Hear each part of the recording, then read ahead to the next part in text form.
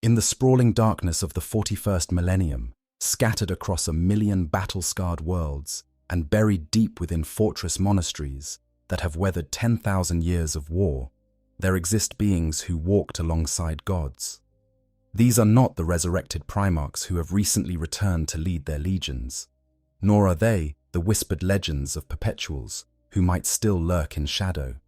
They are the ancient dreadnoughts, the entombed warriors whose mortal lives began when the emperor of mankind still strode among his creations, when the galaxy burned bright with the hope of reunification, and when the Great Crusade promised humanity a golden future among the stars. These walking tombs of ceramite and adamantium contain within their armored sarcophagi the last living witnesses to an age that has passed into myth. They fought beside the emperor himself. They heard his voice echo across battlefields where the fate of worlds hung in balance. They stood in his presence, basked in whatever passed for his regard, and carried out his grand vision for the future of mankind. They are, in every meaningful sense, the Imperium's living link to its founding days, the final threads connecting the grim present to a past that grows hazier with each passing century. Yet ask these ancients what the emperor was truly like, and you will find only silence. Press them for details about his personality, his mannerisms, the particular way he moved or spoke or regarded those around him, and the ancient warriors who can recall with crystalline clarity the exact disposition of enemy forces on battlefields fought 8,000 years ago will suddenly grow vague and distant. They might speak in broad generalities about his majesty, his wisdom, his terrible power. They will recount the strategies he employed, the victories he achieved, the way entire armies would break before the mere sight of him. But ask them to describe the man himself, the being behind the legend, and the conversation will inevitably drift elsewhere, guided by hands that have become more machine than flesh, towards safer waters and less troubling shores. This is not coincidence. This is not the simple forgetfulness of beings who have lived too long and seen too much. The silence of the ancient dreadnoughts regarding the emperor's true nature is born from a confluence of factors that cut to the very heart of what it means to be a dreadnought, what it meant to serve alongside the emperor during the Great Crusade, and what happens to memory itself when consciousness is trapped within a metal shell for 10,000 years.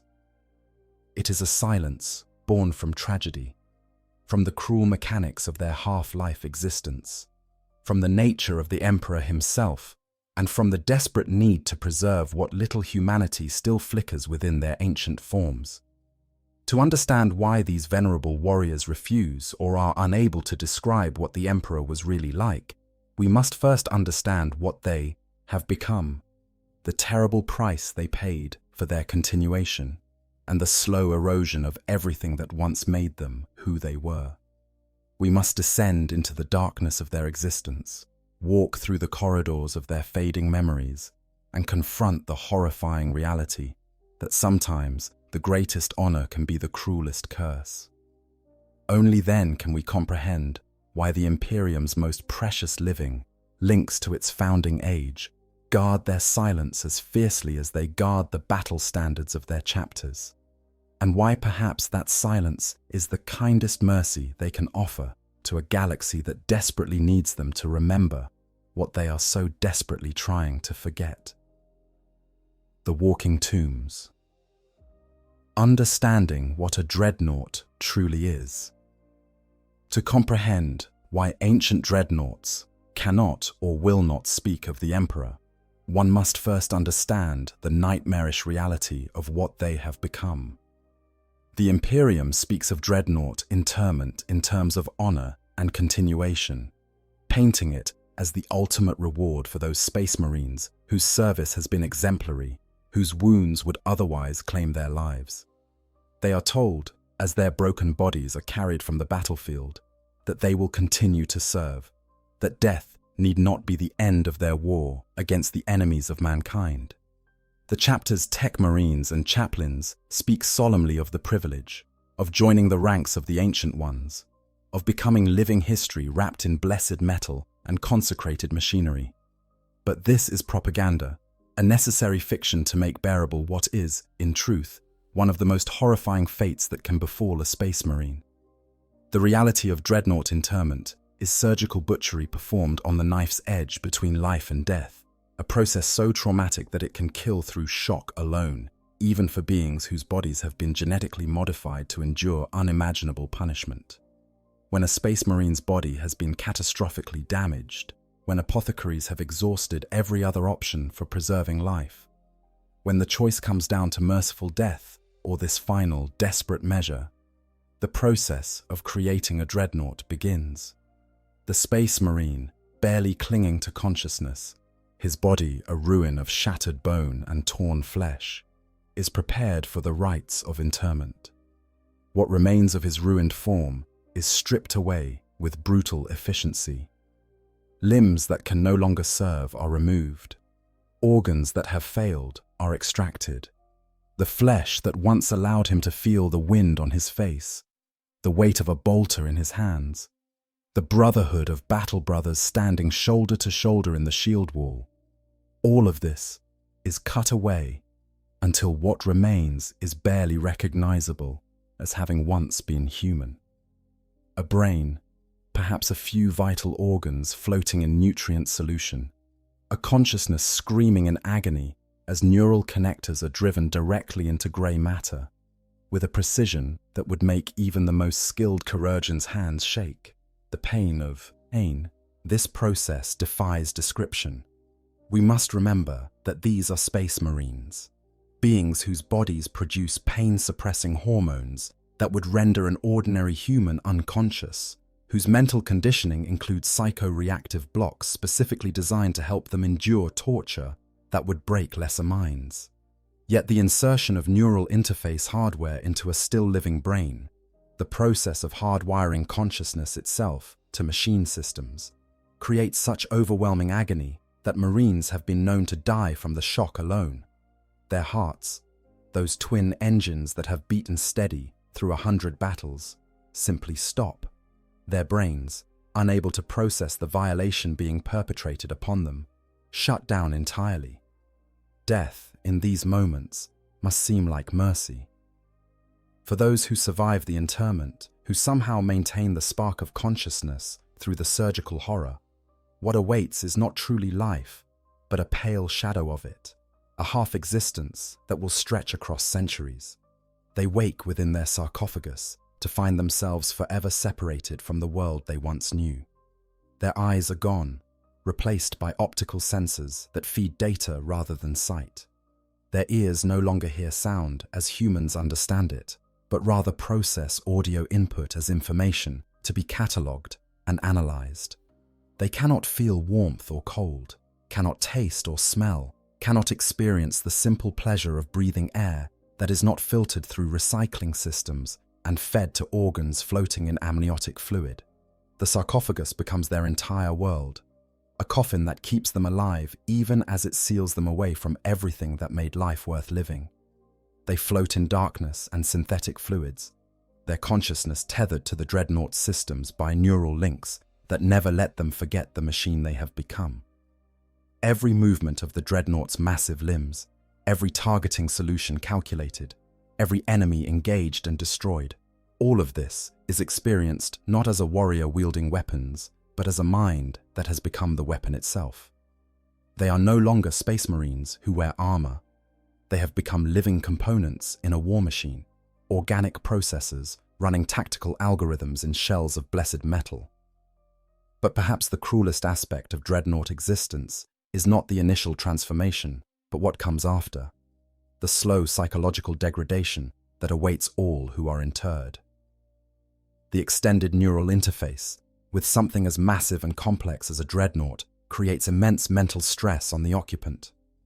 Tech priests who maintain these ancient war machines have documented the symptoms: lethargy that makes even simple thought feel like pushing through mud, confusion that makes basic concepts slip away like water through clenched fists, dyschronometria that leaves the interred unable to properly perceive the passage of time, and eventually, for those who survive long enough, the onset of senility that slowly strips away everything that made them who they were.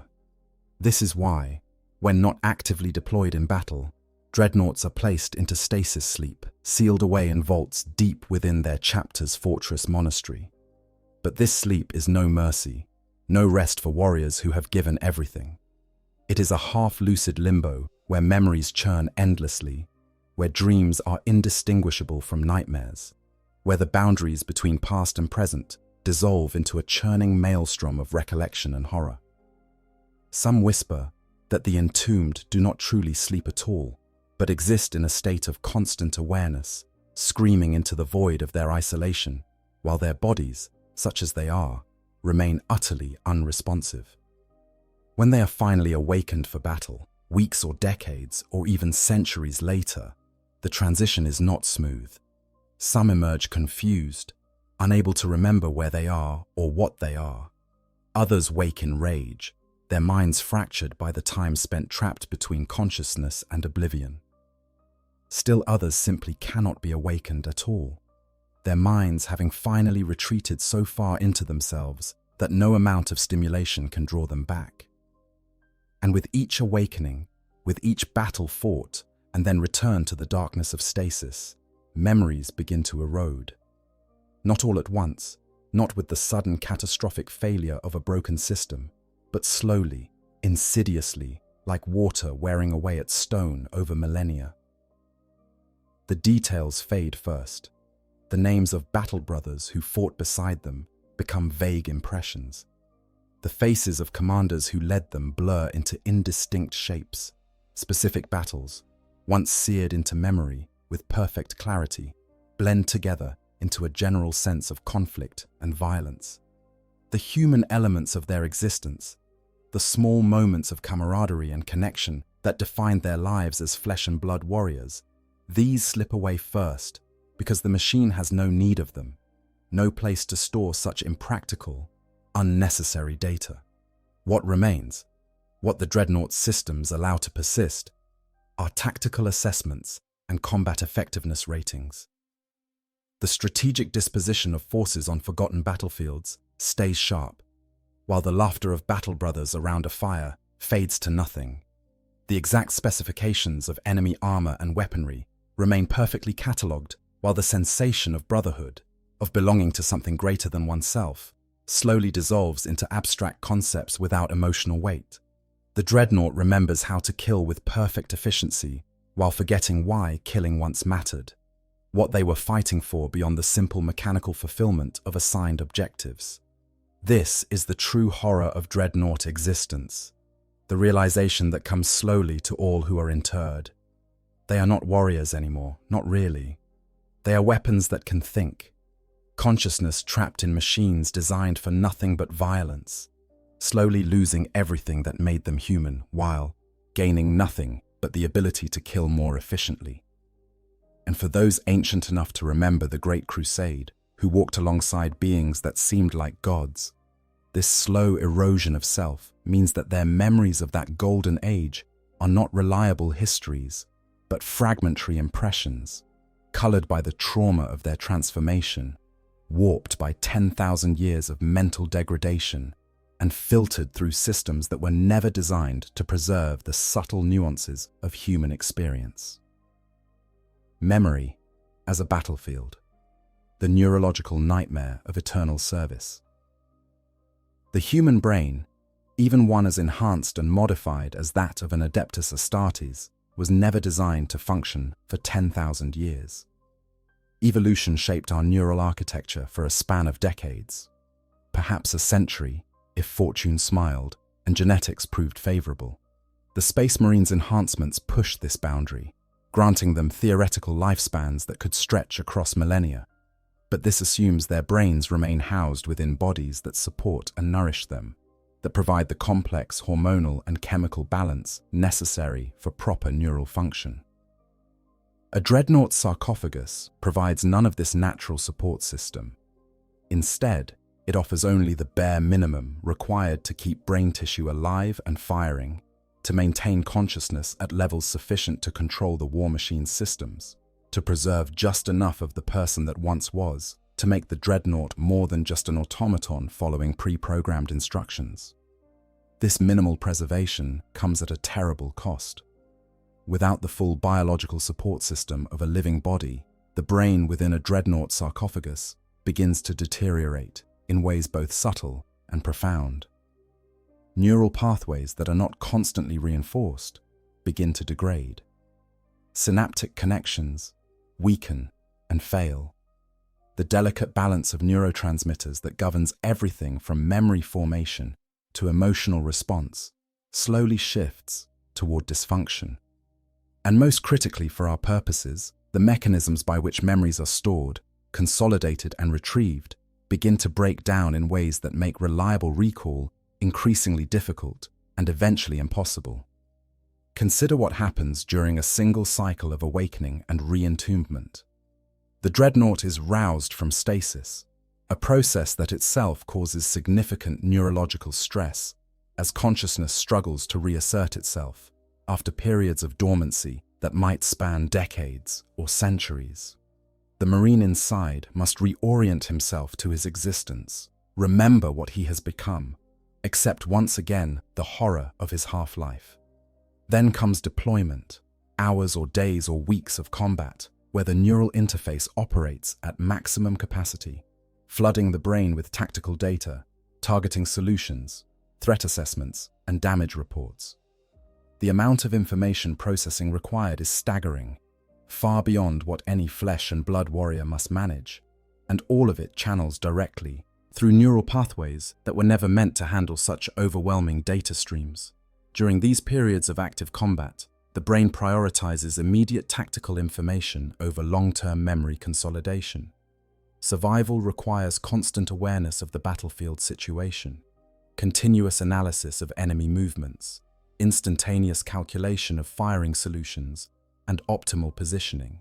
There is no capacity to properly encode the experience into long-term memory, no opportunity for the brain to perform the complex processes that transform experience into stable, accessible recollection.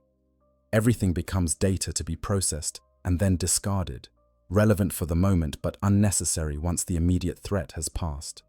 The act of fighting, which should create powerful memories through the combination of intense emotion and physical experience, instead becomes just another task, completed and then forgotten like so many others. Then, when battle is done and the Dreadnought is returned to stasis, the brain is given no opportunity for the natural memory consolidation that occurs during normal sleep.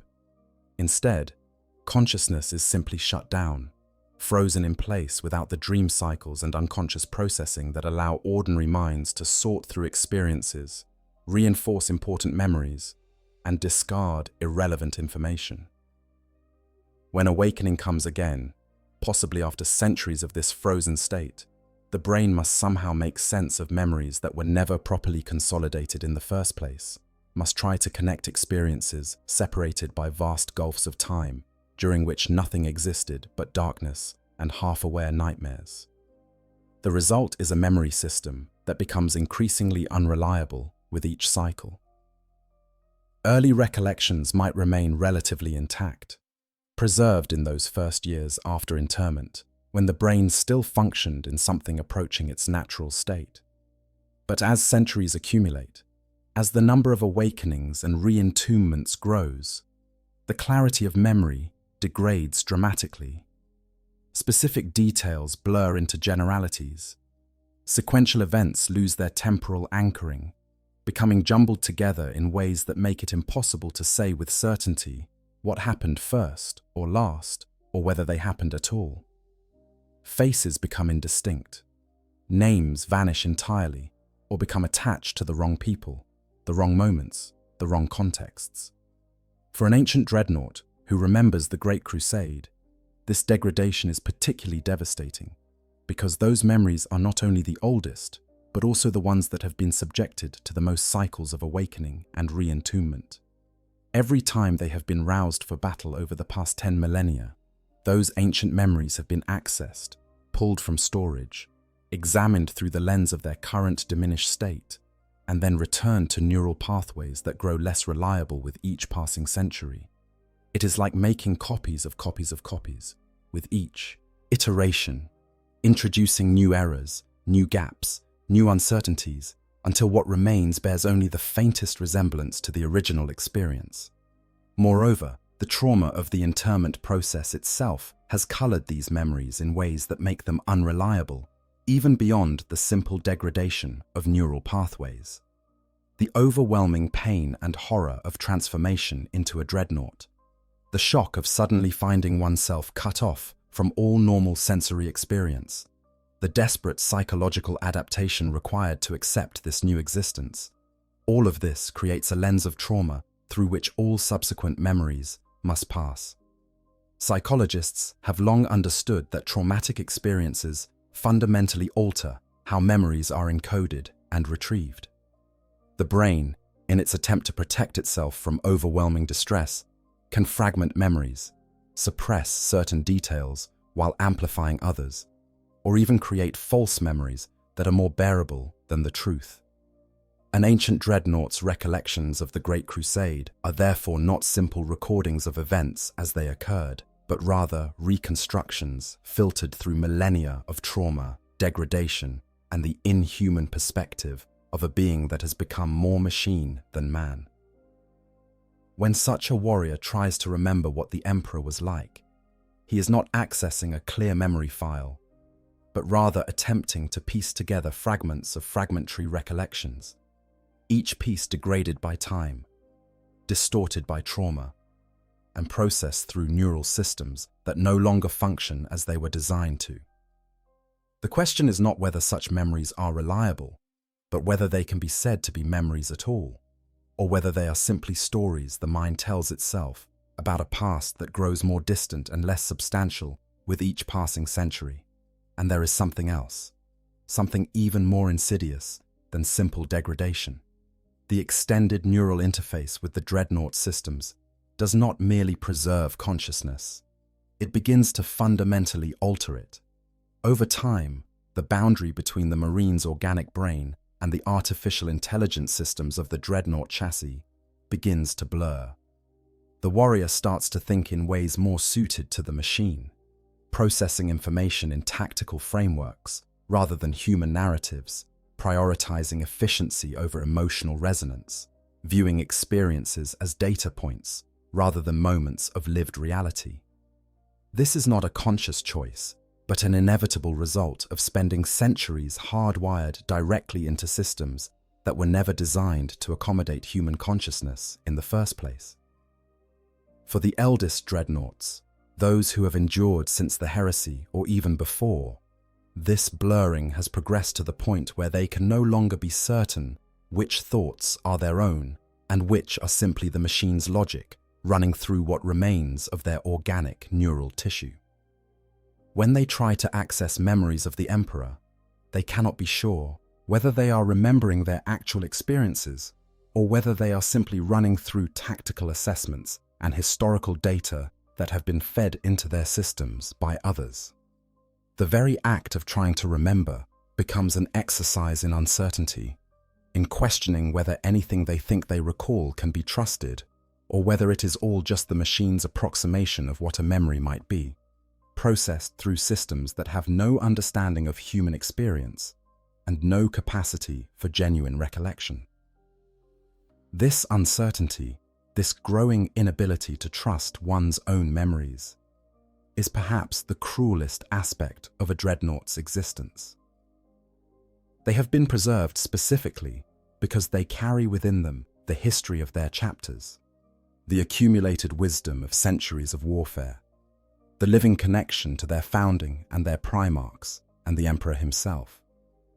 Yet the very mechanisms that preserve their consciousness also make it impossible for them to fulfill this purpose with any real confidence. They are living history that cannot reliably recount history, witnesses whose testimony grows less credible with each passing year, repositories of knowledge that are increasingly uncertain whether the knowledge they contain has any relationship to truth. And so, when asked about the Emperor, when pressed for details about what he was truly like, these ancient warriors face an impossible task. They must try to access memories that are 10,000 years old, that have been degraded by countless cycles of stasis and awakening, that have been colored by unimaginable trauma, and that may not even be genuine memories at all, but rather reconstructions created by minds that no longer function as human consciousness was meant to function. The silence that follows such requests is not evasion or unwillingness, but rather the sound of a consciousness confronting the limits of its own reliability and finding nothing there but uncertainty, doubt, and the terrible suspicion that the past they think they remember never existed in quite the way they believe it did. The Emperor's masks, understanding his psychic glamour. Even if an ancient dreadnought's memory were perfect, even if the degradation and trauma of their existence had not eroded their capacity for reliable recollection, they would still face an insurmountable obstacle in describing what the Emperor was truly like. This obstacle has nothing to do with their limitations and everything to do with the nature of the Emperor himself, specifically his use of what the few who understood it called psychic glamour, the ability to manipulate perception itself such that every being who encountered him saw something different, something tailored to their expectations, their needs, their psychological makeup, and their capacity for comprehension.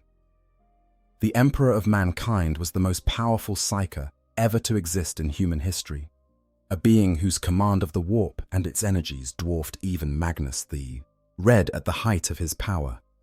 This psychic might manifest it in countless ways, from the ability to incinerate armies with a thought to the capacity to peer through time and glimpse possible futures branching like infinite pathways through the dark.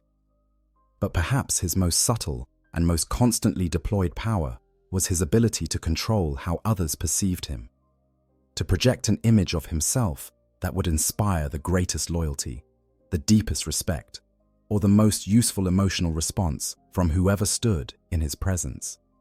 This was not illusion in the simple sense of making people see things that were not there. The Emperor did not cloak himself in false appearances, like some cheap conjurer performing tricks at a festival. Instead, his psychic presence was so overwhelming, so fundamentally inhuman in its scope and power, that ordinary consciousness simply could not process it directly. The human mind, even one enhanced beyond baseline humanity as space marines were, could no more look upon the Emperor's true nature than it could stare directly into the heart of a star. The psychic emanations of his being would have overwhelmed mortal perception entirely, leaving those who beheld him as nothing more than gibbering wrecks, their minds shattered by exposure to something they were never equipped to comprehend. So the Emperor's psychic presence automatically shaped perception, allowing each observer to see a version of him that their mind could process and understand. To the masses of humanity, the billions who would come to worship him as the God Emperor, despite his explicit rejection of such veneration, he appeared as a figure of divine majesty, a golden giant radiating light and power, the embodiment of humanity's manifest destiny among the stars. To his custodians, those golden warriors who served as his personal guard and whose loyalty was absolute, he appeared as the pinnacle of human achievement, a warrior philosopher whose every movement spoke of perfect technique and whose every word carried the weight of ages of accumulated wisdom. To the Primarchs, his genetically engineered sons scattered across the galaxy and then slowly reunited with their father, the Emperor appeared in forms tailored to each individual's particular psychology and needs. Some saw him as a father figure, warm and approving, the parent they had unconsciously craved throughout lives spent on alien worlds far from Terra. Others saw him as a commander, a general whose tactical acumen and strategic vision demanded respect and obedience. Still others saw him as something more abstract, a force of nature or a manifestation of pure will, something to be studied and understood rather than simply followed. The evidence for this appears throughout the historical records of the Great Crusade, though it is scattered and fragmentary, with chroniclers often failing to note the discrepancies because they assumed everyone saw what they saw. In the novel Deliverance Lost, the Primarch Corax experiences a moment of profound revelation when he looks upon the Emperor and suddenly perceives two overlapping images. First, the expected golden giant radiating power and majesty, but then, glimpsed through that facade, like seeing through a veil, a much more ordinary figure, a man whose appearance was notable primarily for how unremarkable it was. The implication is clear.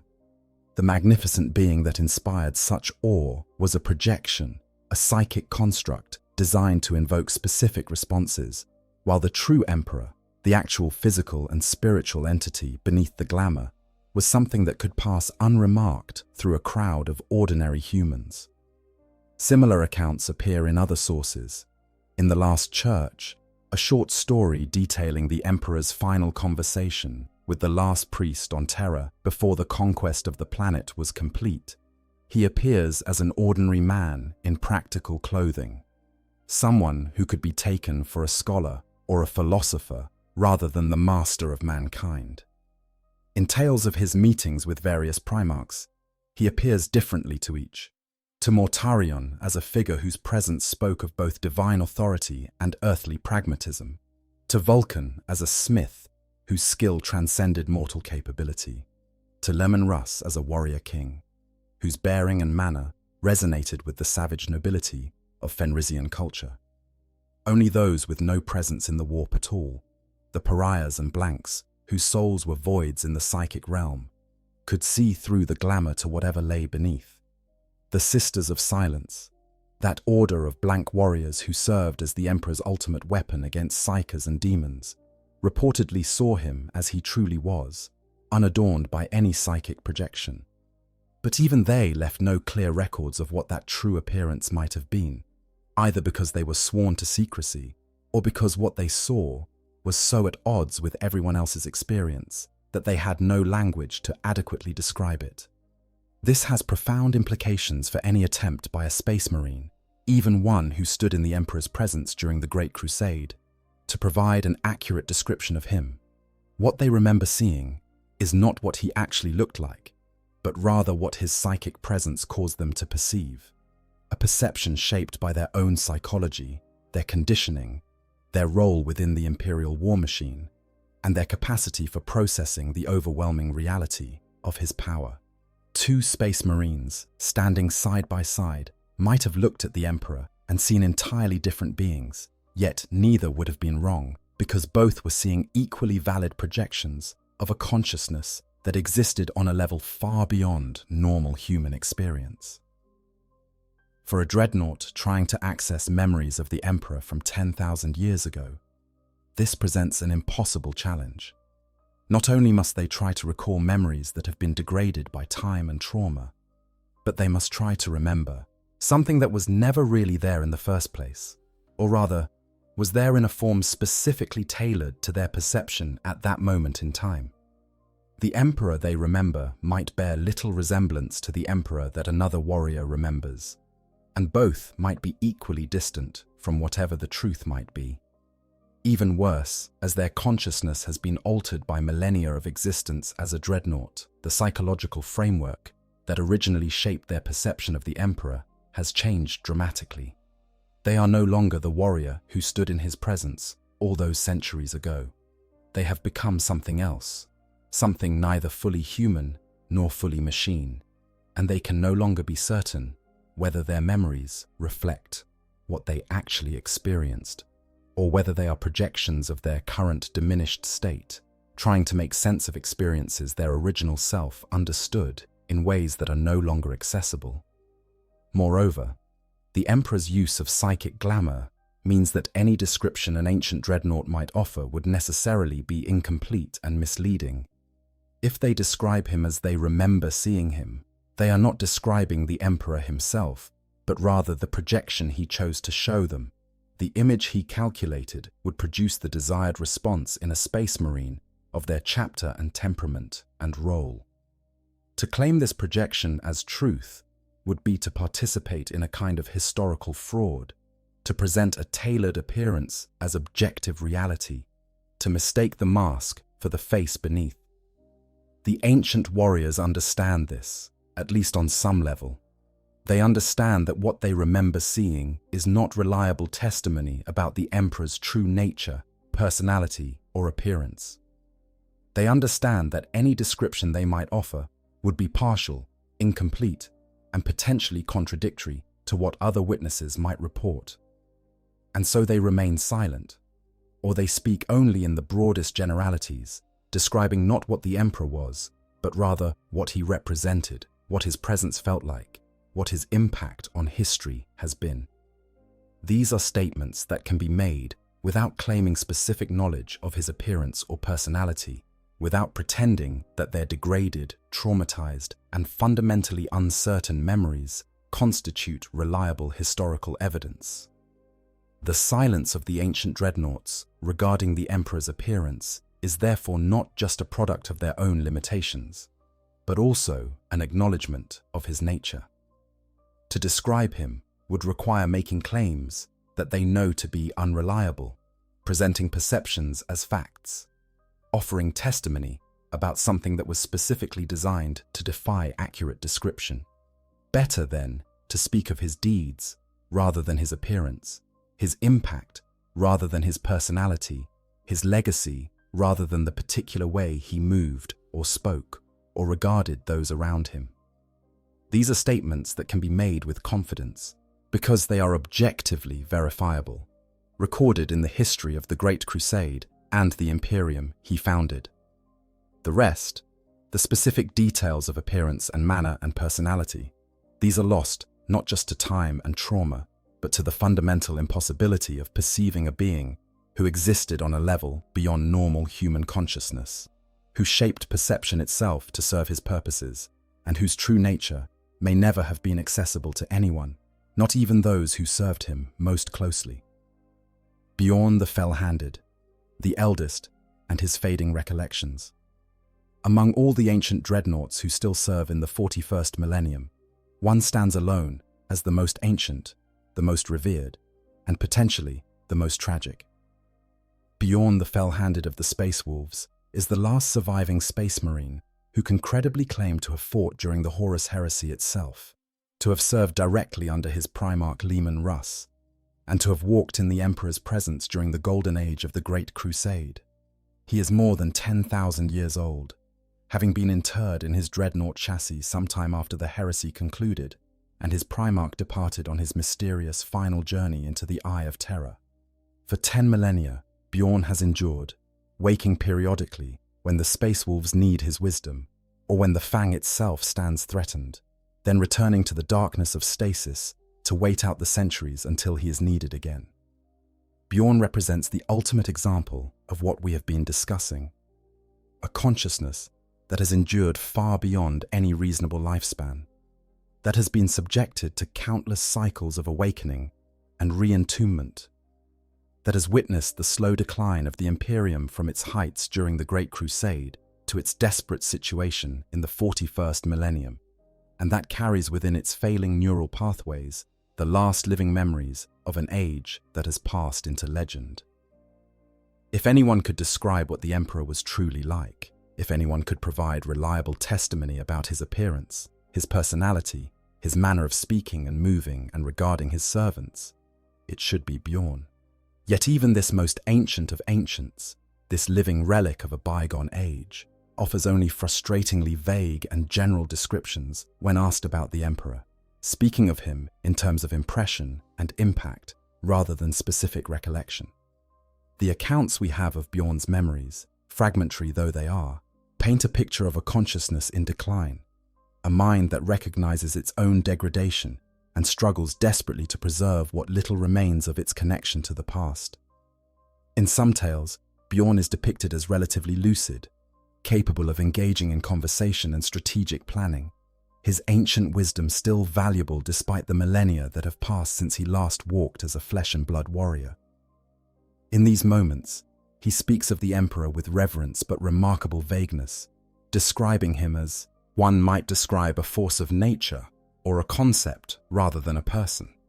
He mentions the Emperor's power, his strategic genius, his terrible purpose, but offers no details about his appearance beyond the broadest generalities. In other accounts, particularly those dealing with his earliest awakenings after interment. Bjorn is characterized as angry and bitter, resentful of his transformation into a dreadnought, and mourning all that he has lost. During these periods, his memories of the past are colored by this bitterness, by the sense that everything he fought for has been twisted and corrupted in the millennia since he last walked beneath open skies. He speaks of the Emperor not with reverence, but with a kind of hollow disappointment, suggesting that whatever grand vision he might have had for humanity has failed to materialize, that the Imperium of the 41st millennium bears little resemblance to the dream they fought for during the Great Crusade. But perhaps most telling are the accounts that describe Bjorn's memory as actively deteriorating, fading with each passing century, despite the Space Wolves' careful efforts to preserve their eldest warrior for as long as possible. These describe moments where Bjorn struggles to recall specific names or details, where the faces of battle brothers he fought alongside blur together into indistinct impressions, where entire campaigns vanish from his recollection, only to resurface later in jumbled, contradictory forms. In some of the more recent stories, set during the events of the late 41st millennium, Bjorn is depicted as desperately clinging to fragments of memory, aware that he is losing his connection to the past, but unable to prevent the slow erosion of everything that made him who he was. There is a particularly poignant scene in one tale where an inquisitor, upon learning Bjorn's true identity and age, immediately kneels before the ancient dreadnought in reverence, overwhelmed by the presence of a being who actually met the Emperor, who walked in the age of legends, who carries within him living memory of the Imperium's founding. Bjorn's response is not pleasure at this recognition, but rather a weary exasperation, as though he has grown tired of being treated as a relic, of having his existence defined entirely by a past that grows more distant and less real with each awakening. He acknowledges that, yes, he met the Emperor. Yes, he fought in the Great Crusade, but he offers no elaboration, no detailed recounting of those experiences, only a terse confirmation before moving on to more pressing matters of the present. This reluctance to elaborate speaks volumes about Bjorn's relationship with his own memories. If his recollections were clear and reliable, if he could access them with confidence and present them as accurate testimony, he would have every reason to do so. Such memories would be invaluable to the Imperium, providing insight into the Emperor's plans and purposes, offering guidance drawn from direct experience of how he approached problems and made decisions. Yet Bjorn consistently refuses to provide such detail, suggesting either that his memories are too degraded to be reliable, or that he recognizes something about their nature that makes him unwilling to present them as historical fact. The Space Wolves themselves treat Bjorn's memories with a kind of careful reverence mixed with uncertainty. They wake him only when absolutely necessary, understanding that each awakening takes a toll, that each return to consciousness means another cycle of degradation that brings him closer to the point where he will no longer be able to fulfill his role as living history. They have developed elaborate rituals around his awakening, protocols designed to help orient him to the current situation and remind him of who he is and why he continues to fight. These rituals acknowledge implicitly that Bjorn's consciousness is fragile, that he needs external support to maintain his sense of identity and connection to the present.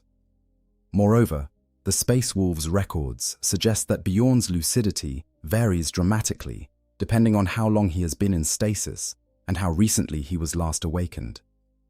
Immediately after awakening, he may be confused or disoriented, taking time to remember where he is and what purpose he serves. After he has been awake for some time, reorienting himself to current events and engaging with the chapter's warriors, his consciousness stabilizes and he can function with something approaching his original capability. But if he remains active for too long, if too many demands are placed on his failing systems, he begins to deteriorate rapidly, becoming erratic or unresponsive until he is returned to stasis before permanent damage occurs. This pattern suggests that Bjorn's memories of the Great Crusade and the Emperor are not simply stored in reliable form, waiting to be accessed when needed. Rather, They exist in a state of constant flux, becoming more or less accessible depending on his current neurological state, colored by his mood and circumstances, and always threatening to slip away entirely if he remains awake long enough for the degradation to progress beyond a certain point. Under these conditions, any detailed description he might offer of the Emperor would necessarily be suspect, filtered through multiple layers of neurological dysfunction and psychological trauma, and potentially bearing little resemblance to his actual experiences during the Great Crusade.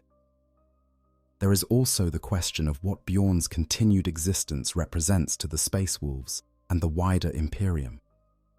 He is not merely a warrior or a source of tactical wisdom, but a symbol, a living connection to their Primarch and to the age when the Emperor walked among his creations.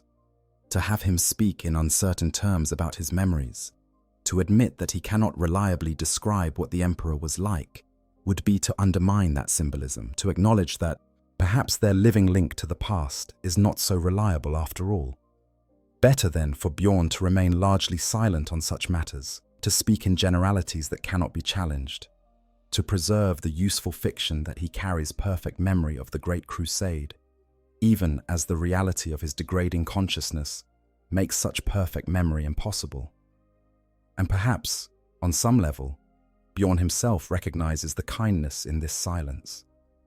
He has watched the Imperium decline over 10,000 years. He has seen the dream of the Great Crusade curdle into the nightmare of the 41st Millennium. He has witnessed the Emperor's carefully laid plans collapse into religious fanaticism and stagnation.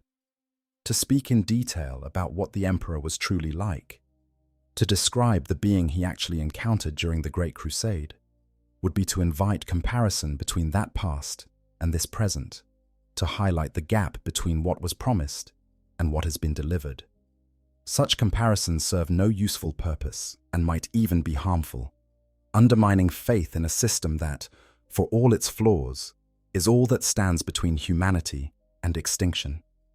So Bjorn remains silent, or speaks only in vague terms, and the Imperium continues to treat him as a living relic whose mere existence validates the current order.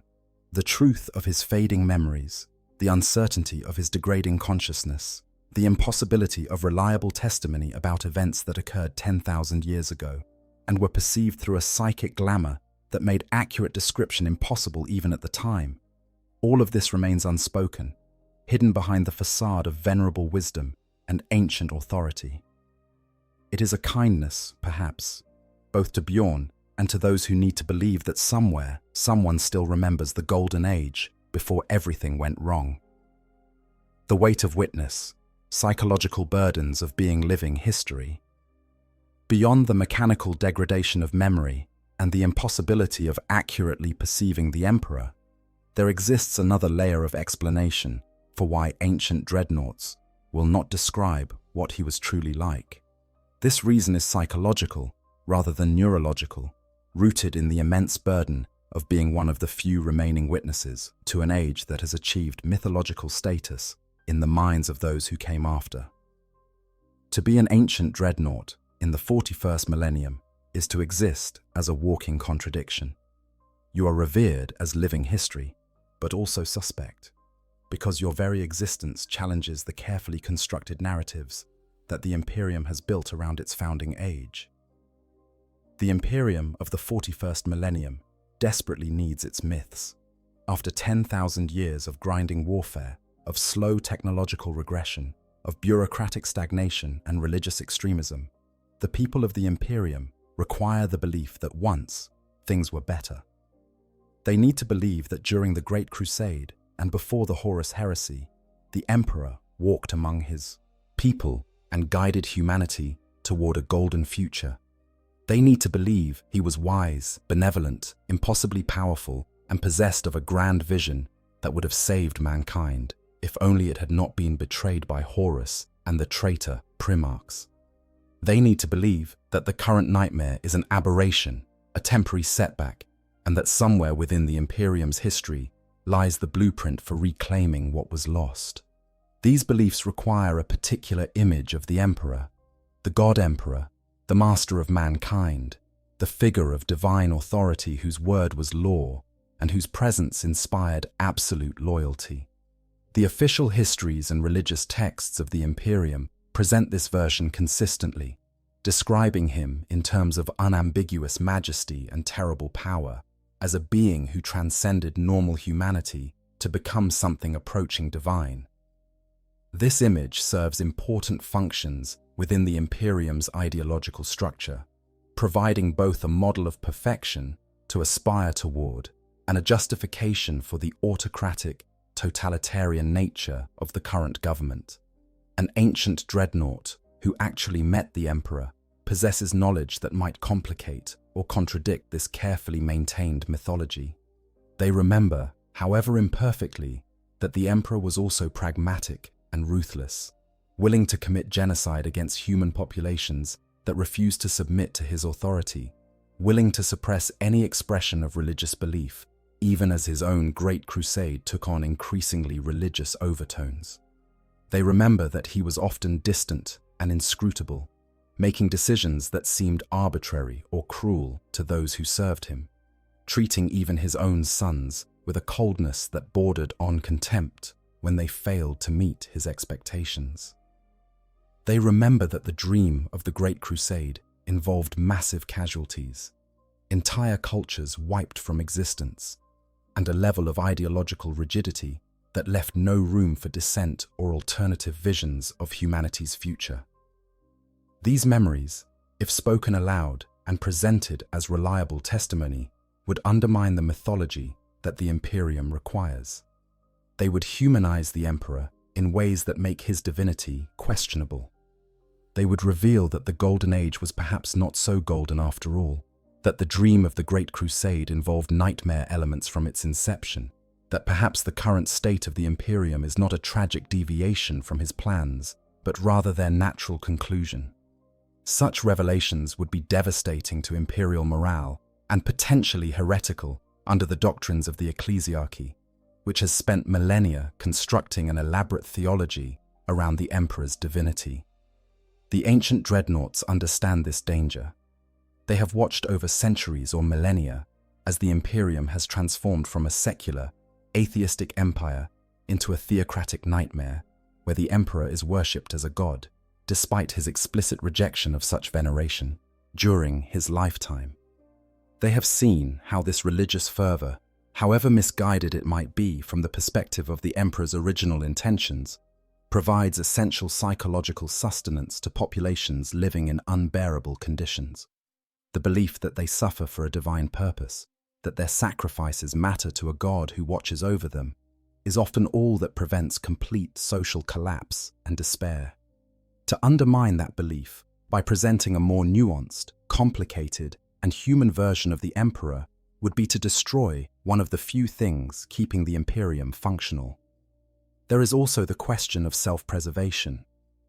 The Inquisition and the ecclesiarchy are extremely powerful institutions within the Imperium, and both have vested interests in maintaining the current theological orthodoxy regarding the Emperor's nature. An ancient dreadnought who began speaking about the Emperor in ways that contradicted official doctrine, who suggested that perhaps he was not quite the divine being the Imperium worships, would find themselves in grave danger. Even their status as venerable warriors and chapter relics might not protect them from charges of heresy, from demands that they be subjected to mind cleansing or simply destroyed to prevent the spread of dangerous ideas. Moreover, the ancient dreadnoughts themselves are not immune to doubt about their own memories and perceptions. They have existed long enough to understand how unreliable memory can be, how easily recollections can be colored by subsequent events and changing perspectives. They remember the Great Crusade and the Emperor, but they also remember everything that came after: the heresy, the scouring, 10,000 years of decline and degradation. How can they be certain that their memories of the Emperor are accurate when those memories have been filtered through so many subsequent experiences, when their understanding of events has been fundamentally altered by knowing how the story ends? This uncertainty creates a kind of paralysis. To speak with confidence about what the Emperor was like would require claiming reliability that they cannot honestly assert. Yet, to speak hesitantly, to express doubt about their own memories, would undermine their value as witnesses and potentially invite exactly the kind of scrutiny they wish to avoid. Better, then, to remain silent on specific details, to speak only in generalities that cannot be challenged, to preserve their position as living relics, without making claims that might expose them to accusations of heresy or raise uncomfortable questions about the foundations of imperial mythology. There is also a profound loneliness in being one of the last witnesses to an age that no one else can truly understand. The ancient dreadnoughts exist in a kind of temporal isolation, separated not just by their physical entombment, but by the vast gulf of years that divides them from their battle brothers and the wider Imperium. When they speak of the Great Crusade, they speak of experiences that no one listening has shared, of a world that exists only in memory and legend, of beings who have passed into myth. This isolation makes genuine communication difficult, because there is no common frame of reference, no shared context that would allow them to adequately convey what their experiences meant, or what the Emperor's presence felt like to those who stood in it. How does one describe the sensation of standing in the presence of the most powerful psyker who ever lived, when the person you are speaking to has never encountered anyone even remotely approaching that level of power? How do you convey the overwhelming sense of purpose and destiny that characterized the early Great Crusade, when your audience lives in an age where such grand visions have been replaced by grim pragmatism and desperate survival? How do you explain what it meant to believe in the Emperor's vision of a secular, rational human empire when your listeners live in a theocracy built around worshipping him as a god? The experiences of the ancient dreadnoughts are so far removed from the reality of the 41st millennium that they lack the language to make them comprehensible to those who did not share them. This communication barrier reinforces the tendency towards silence. If speaking cannot adequately convey the truth of their experiences anyway, if any description they offer will necessarily be misunderstood or reinterpreted through the lens of current imperial ideology, then perhaps it is better not to try. Better to let the myths remain unchallenged, to allow the Imperium to maintain its beliefs about the Emperor and the Great Crusade, to preserve the illusion that somewhere in the past there was a golden age worth fighting to reclaim. The truth, such as it is, would serve no useful purpose and might cause active harm. Finally, there is the question of dignity. The ancient dreadnoughts have given everything in service to the Emperor and the Imperium. They have sacrificed their bodies, their humanity, and ultimately their very sense of self to continue fighting. They have endured horrors beyond imagining and accepted a half-life of isolation and degradation because they believed, or once believed, that their service mattered. To admit now that their memories are unreliable, that they cannot provide the historical testimony that is supposedly their primary remaining value, would be to acknowledge that perhaps their sacrifice was not worth what it cost, that they have endured centuries or millennia of suffering to preserve knowledge that they cannot reliably access or communicate. The silence of the ancient dreadnoughts regarding the Emperor is therefore not merely a function of degraded memory or the impossibility of perceiving him accurately. It is also a choice, a recognition that speaking would serve no useful purpose and might cause active harm, that their role is to be symbols rather than historians, to represent continuity with the past rather than to critically examine it. They have become repositories of mythology rather than memory, and perhaps they understand that this is the only role available to them, the only way they can continue to serve in an Imperium that needs its myths more than it needs its history. Those who came close, other ancient dreadnoughts and their silence. While Bjorn the Fell-Handed stands as the most ancient and renowned of living dreadnoughts, he is not alone in his longevity or his connection to the Imperium's founding age. Scattered across the galaxy, entombed within the fortress monasteries of various Space Marine chapters, other ancient warriors slumber in their sarcophagi, each carrying their own fragmentary memories of an age that has passed into legend.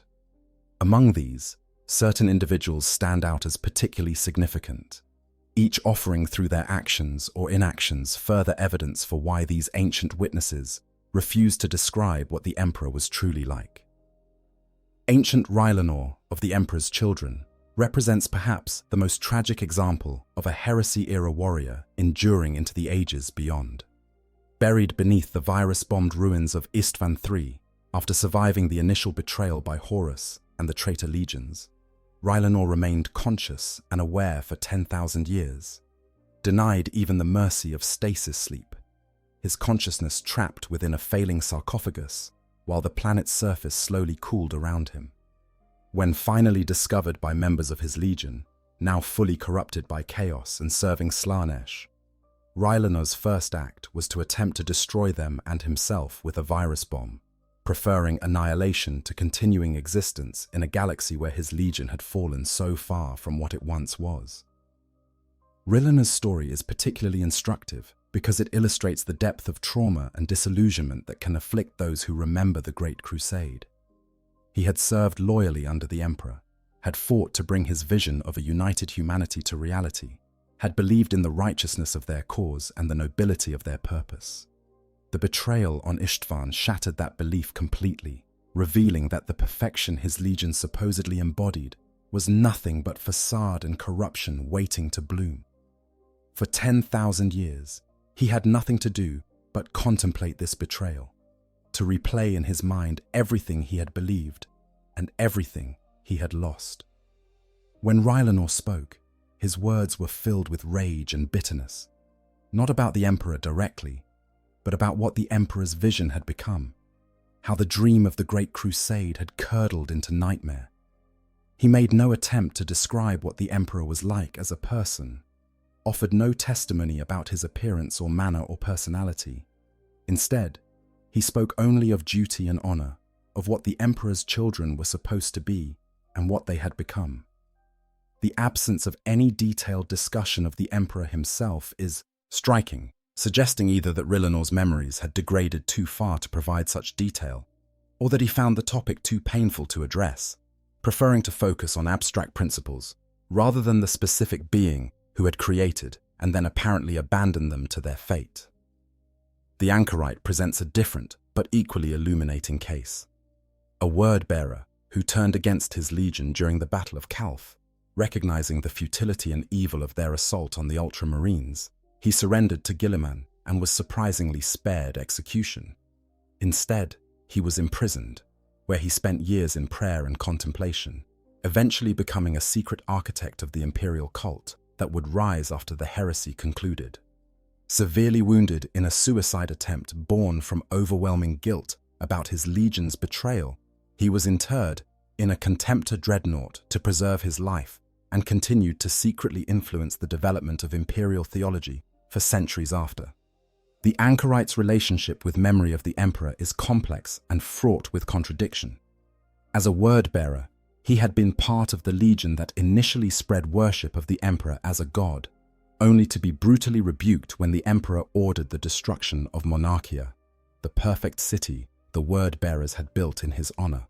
This rebuke, this rejection of the very worship that the word-bearers believed was his due, was a primary catalyst for their fall to chaos under Lorgar's leadership. The anchorite rejected this fall, recognizing it as the bitter overreaction of a son who could not accept his father's discipline. But this recognition did not restore his faith in the Emperor as a person. Instead, the anchorite came to believe that the Emperor was indeed divine, not because of his power or his achievements, but because divinity was what humanity needed him to be. This is a fascinating theological position because it acknowledges the Emperor's rejection of godhood while simultaneously arguing that such rejection was itself part of his divine plan, that his refusal to be worshipped was a test of faith that humanity failed but could eventually pass by embracing worship anyway. The anchorite never attempts to describe what the Emperor was like in any personal sense, focusing instead entirely on theological interpretation of his actions and their consequences.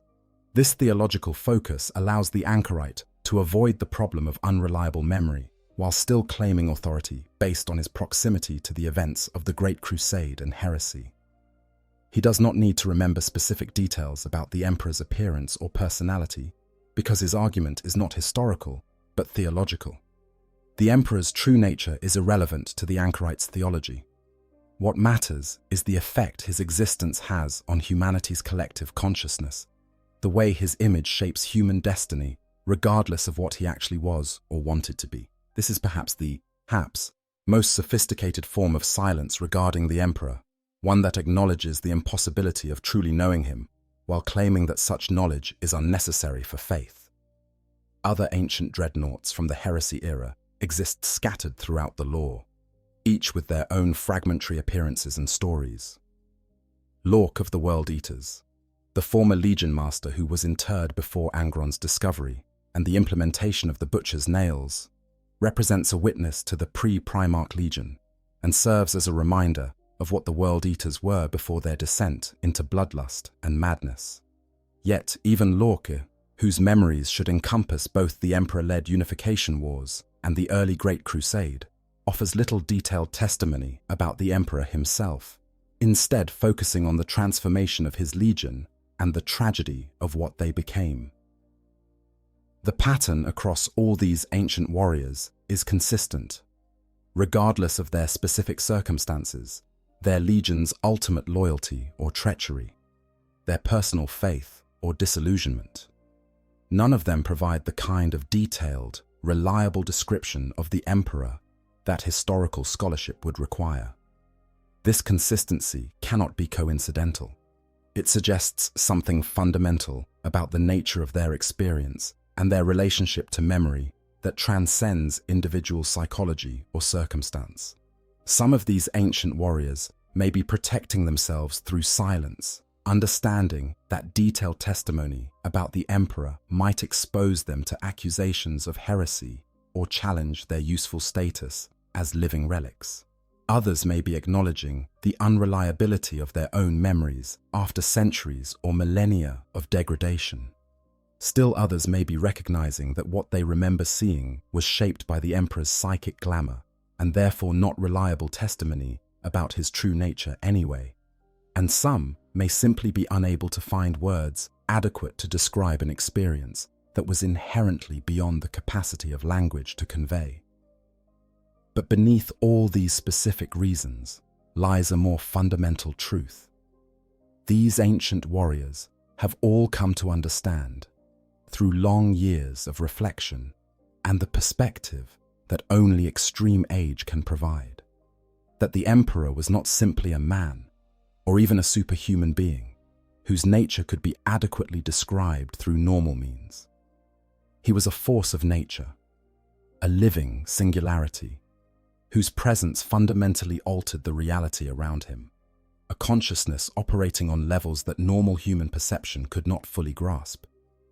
To describe him would be like trying to describe the sun to someone who had never seen light, attempting to convey through words alone an experience that required direct encounter to truly understand.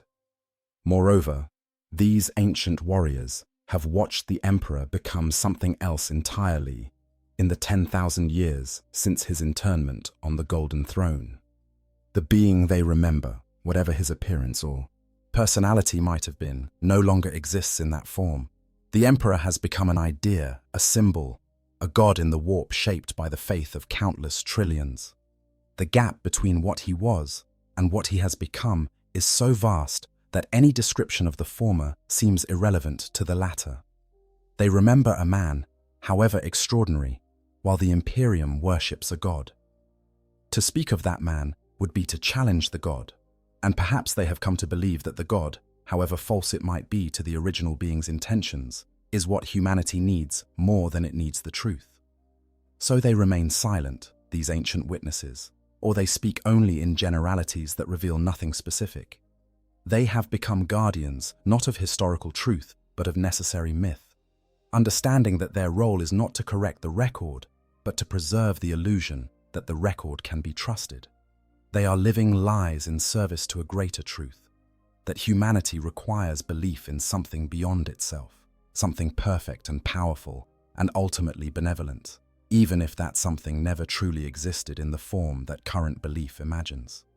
Their silence is not failure, but rather the final service they can offer, the last gift they can give to an Imperium that desperately needs to believe in the golden age that never quite was. The descent into machine logic, how Dreadnoughts stop thinking like men. Beyond all the factors we have already discussed, there exists perhaps the most fundamental and terrifying reason why ancient Dreadnoughts cannot reliably describe what the Emperor was like. This reason has nothing to do with memory degradation, psychic glamour, or the psychological burden of being living history. Instead, it concerns the fundamental nature of consciousness itself, and what happens when a human mind is hardwired directly into machine systems for thousands of years. The ancient Dreadnoughts have not simply forgotten what the Emperor was like. They have lost the capacity to think and perceive in ways that would make such description possible. They have, over the millennia, become something neither fully human nor fully machine, but rather an uncomfortable hybrid that possesses the worst limitations of both. The human mind evolved to process reality through a framework of emotion, narrative, and social connection. We understand the world not as a series of data points to be analyzed, but as a story we are living through, full of characters whose motivations we try to understand, events whose significance we evaluate based on how they make us feel, and experiences that shape our identity through their impact on our emotional landscape. When we remember a person, we do not simply recall their physical appearance or the words they spoke. We remember how we felt in their presence, the quality of the connection we shared with them, the subtle interplay of personality and circumstance that made them unique. Memory is not data storage, but rather meaning-making, the ongoing process through which we construct coherent narratives about ourselves and our relationships. A Dreadnought's neural interface fundamentally disrupts this process.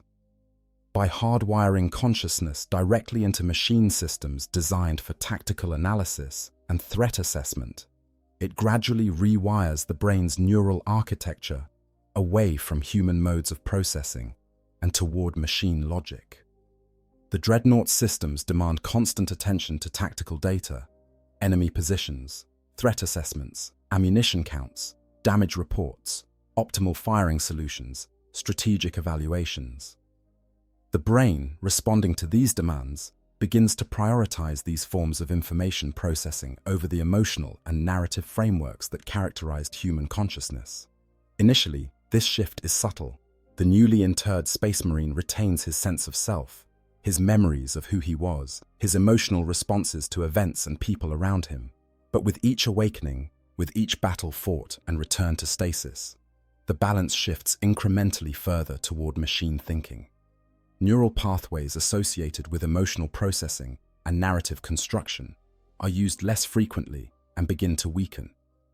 Meanwhile, pathways devoted to tactical analysis and threat assessment are reinforced through constant use, becoming stronger and more dominant.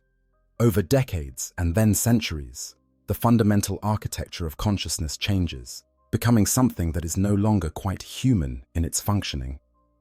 For an ancient Dreadnought, this process has progressed to the point where they genuinely no longer think like the human warrior they once were. When they try to remember the Emperor, they do not access the kind of rich, emotionally textured memory that a human would construct. Instead, they retrieve something more like a tactical assessment. Here was a force of overwhelming power, a strategic asset of immense value, a command authority that demanded obedience and delivered results. These are not false memories, but they are also not human memories. They are machine interpretations of human experiences, data points extracted from emotional context that no longer exist in any accessible form. This transformation is most evident in how ancient Dreadnoughts speak about their past. Their language becomes increasingly technical and abstract, focusing on tactics, casualty rates, strategic objectives, and mission parameters. The human elements that would make these memories vivid and real, the friendships forged in battle, the fear before an assault, the exhilaration of victory, the grief for fallen brothers, These gradually fade from their narratives until what remains is a sterile accounting of events, stripped of all emotional content. When they try to describe the emperor, they fall back on these same patterns, speaking of him as a tactical asset or strategic authority, rather than as a person they knew and served. Moreover, the machine logic that has gradually colonized their consciousness makes certain kinds of thinking difficult or impossible.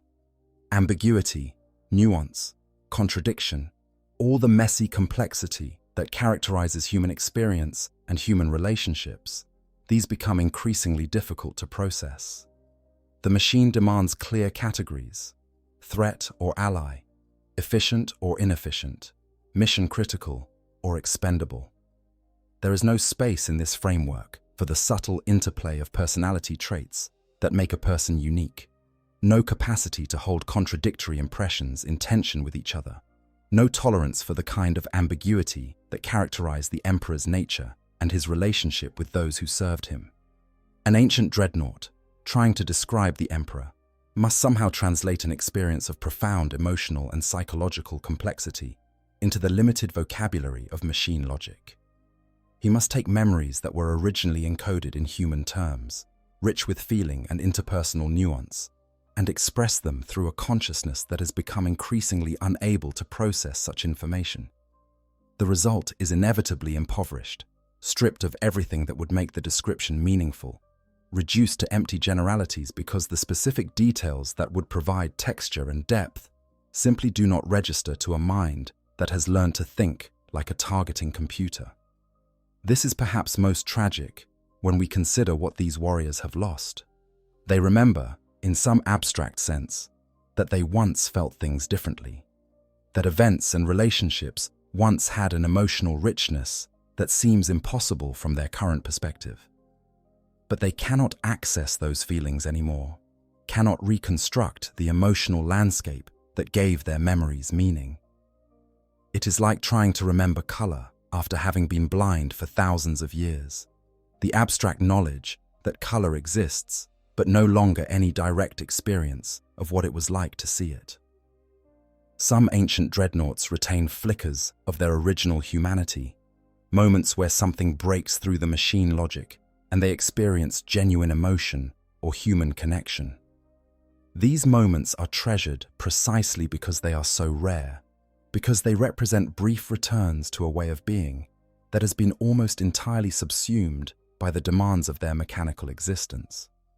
But they are fleeting, lasting only until the neural interface reasserts its dominance and the consciousness slips back into the comfortable patterns of machine thinking that have become its default mode.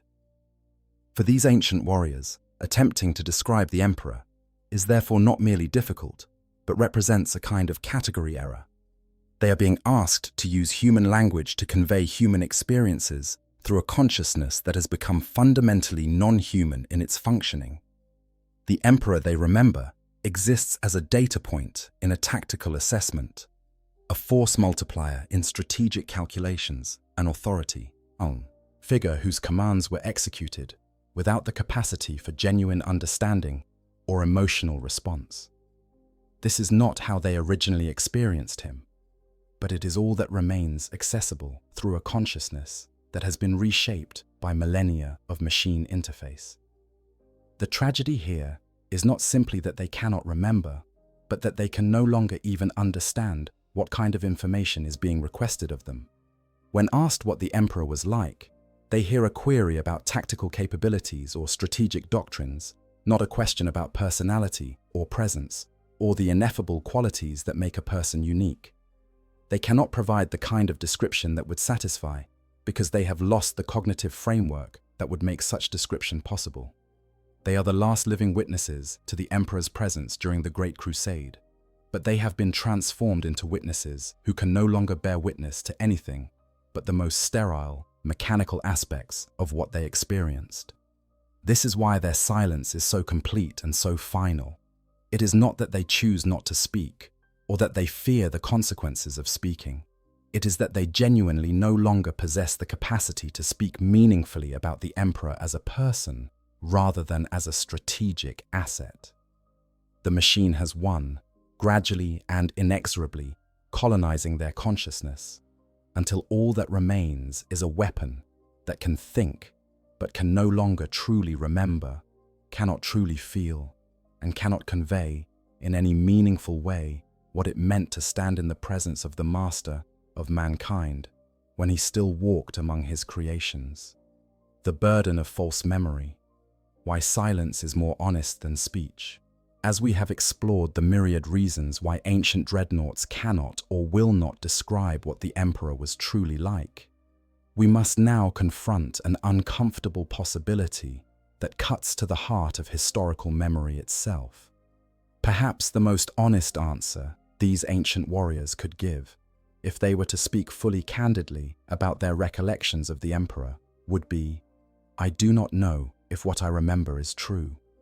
This admission would undermine their entire purpose as living history, would strip away the veneer of authority that their age supposedly grants them, and would force both them and the Imperium to confront the reality that our links to the past are far more fragile and unreliable than we would like to believe. Human memory is not, as we often imagine it to be, a recording device that captures experiences accurately and stores them unchanged for later retrieval. Decades of neuroscience research have demonstrated that memory is fundamentally reconstructive rather than reproductive. Every time we recall an event, we do not simply play back a stored recording, but rather rebuild the memory from fragmentary components, filling in gaps with assumptions, expectations, and information acquired after the original experience. This reconstruction process is heavily influenced by our current emotional state, our present beliefs and attitudes, and our understanding of what happened subsequently. The memory we retrieve is therefore not a faithful copy of the original experience, but rather a contemporary construction that incorporates elements from multiple temporal moments. For an ancient dreadnought, this reconstructive nature of memory becomes catastrophically problematic because their memories of the Great Crusade and the Emperor must be reconstructed through the lens of everything that happened after. They know how the story ends. They know about the Horus heresy, the Emperor's internment on the Golden Throne, 10,000 years of decline and degradation. This knowledge inevitably colors their reconstruction of earlier memories, causing them to interpret the Emperor's actions and words in light of subsequent events, to find foreshadowing or significance in moments that might have seemed ordinary at the time, to impose narrative coherence on experiences that were more ambiguous and uncertain when they occurred. Moreover, the ancient dreadnoughts have been repeatedly exposed to the Imperium's official histories and mythologies about the Great Crusade and the Emperor.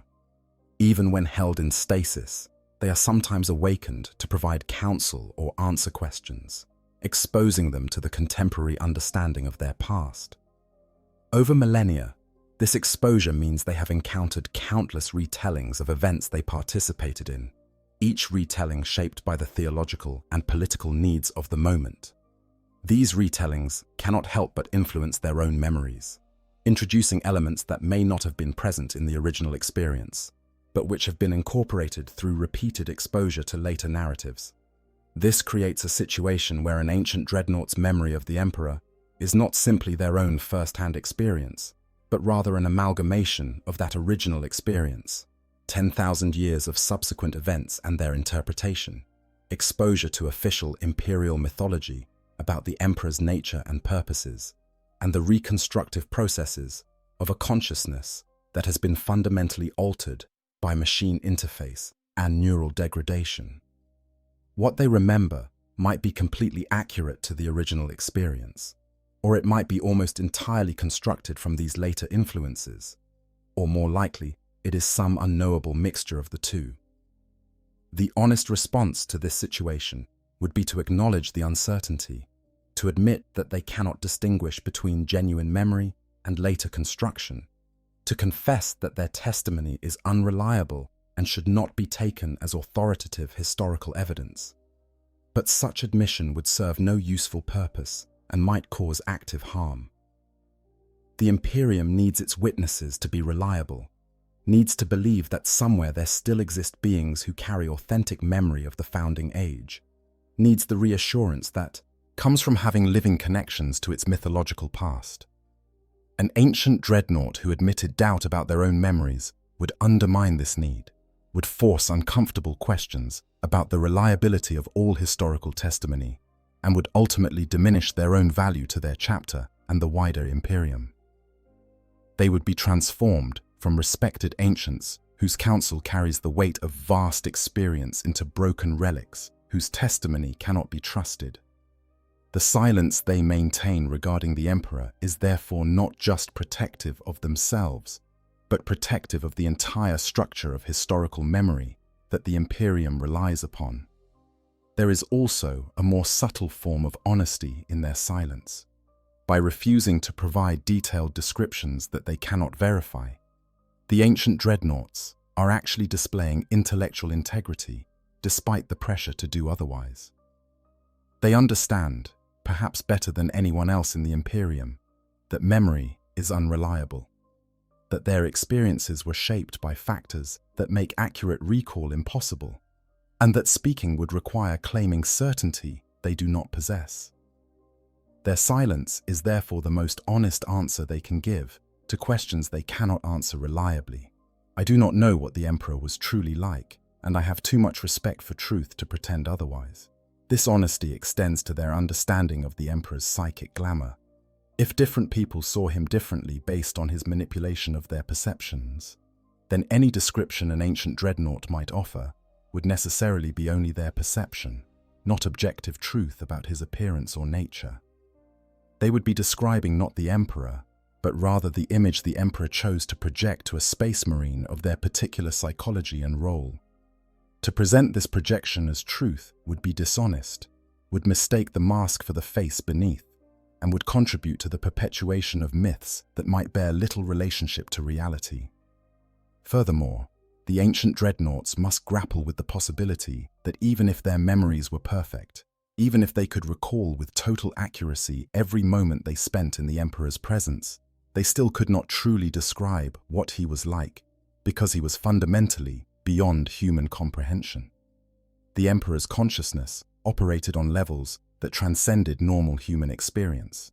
His plans and purposes stretched across millennia. His understanding of the warp and material reality dwarfed even Magnus the Red's considerable knowledge. To have spent time in his presence was not necessarily to have understood him, any more than standing near a star means you comprehend stellar fusion. The ancient dreadnoughts may well have concluded that attempting to describe the Emperor would be like attempting to describe infinity, or trying to convey the experience of existing in 4 spatial dimensions to beings who can only perceive 3. The words would necessarily fail, the descriptions would necessarily be inadequate, and the resulting impression might bear little relationship to the reality being described. Better, then, to remain silent and let the mystery stand, to acknowledge through that silence that some things are genuinely beyond the capacity of language to convey. This recognition of the limits of description is itself a form of wisdom that only extreme age and long contemplation can bring. Younger space marines might confidently describe their experiences, might believe that words can capture reality adequately, but the ancient dreadnoughts have had millennia to reflect on their memories, to notice the ways those memories have changed and become unreliable, to understand that consciousness itself is far more fragile and constructed than it appears. They have earned through suffering the wisdom to know what they do not know, and that wisdom manifests as silence regarding the Emperor's true nature. In the end, the silence of the ancient dreadnoughts regarding the Emperor is not evasion or forgetfulness, but rather the most intellectually honest response available to them. They cannot provide reliable testimony because the factors that would make such testimony reliable, accurate perception at the time, faithful storage of memory over millennia, and clarity of recall in the present, simply do not exist. Rather than claim certainty they do not possess, rather than contribute to the mythology by presenting uncertain recollections as established fact, they choose silence. And in that silence, They preserve a kind of truth more valuable than any description could provide.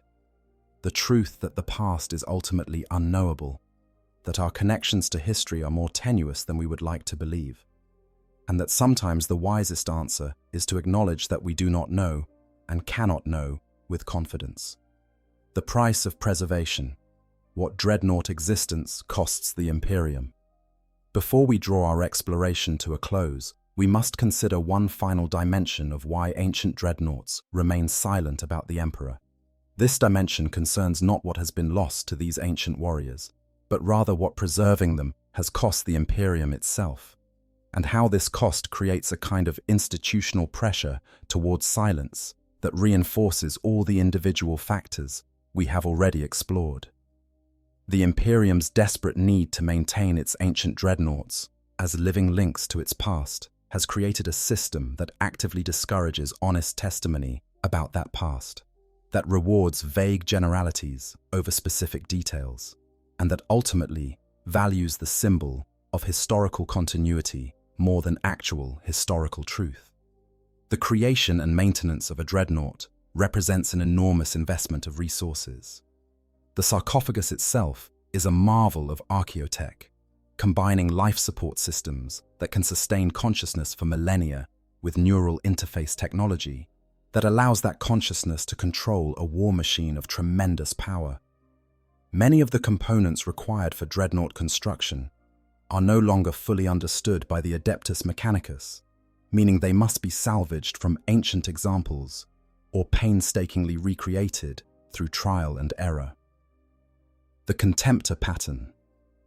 Dreadnoughts, those that date from the Great Crusade and Heresy eras, are particularly precious because the technology to create new ones has been essentially lost to the Imperium.